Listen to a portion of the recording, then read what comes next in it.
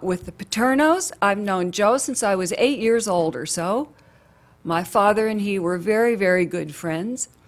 And my father was a sports journalist, among other assignments at Penn State. He was editor of the Daily Collegian.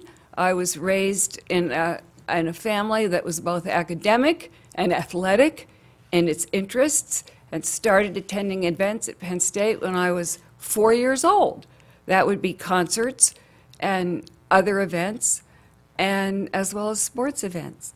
But Joe and Ridge, my father created and wrote the Penn State football letter for the Alumni Association for 38 years and traveled with the team. That was at the time when the media wasn't quite as close a follower of Penn State athletics. Ridge had what every journalist wants and needs, access. He was a good friend of Joe's. They palled around. In addition to traveling with the team, my father had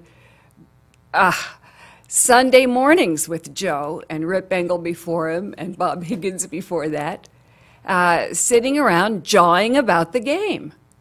And that's how I grew up. The families Joe married had children, so I had family connections from a really early age with Joe, and I loved Joe. I'm leading up to an incredible situation that occurred 35 years ago, but it's as if it were right now. Joe and the team and all of us had just returned from the 1976 Sugar Bowl. We lost to Alabama.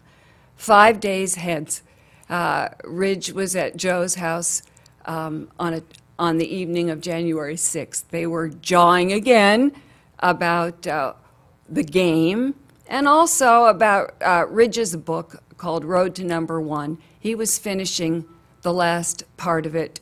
It was a personal chronicle of Penn State football, and it was a book that he wanted to do.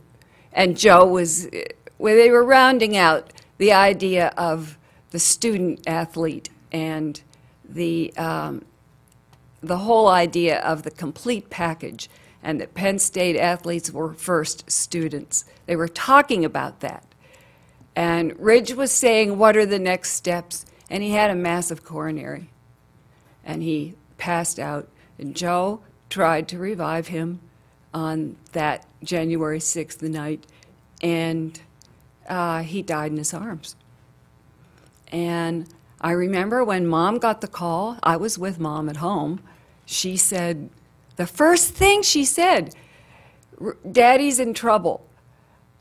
He's at the Paternos. I'm so worried about the Paternos' children, because we knew the scene there. Everybody was always around, and I thought, oh my.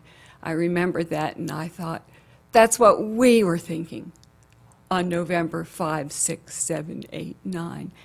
This is the hardest decision I've ever been a part of. And I had to draw strength from my colleagues.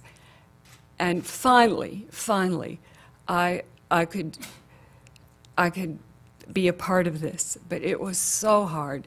I think the anguish will remain for the children and for what we had to do to be able to move Penn State forward. I certainly hope that the friendship can still happen.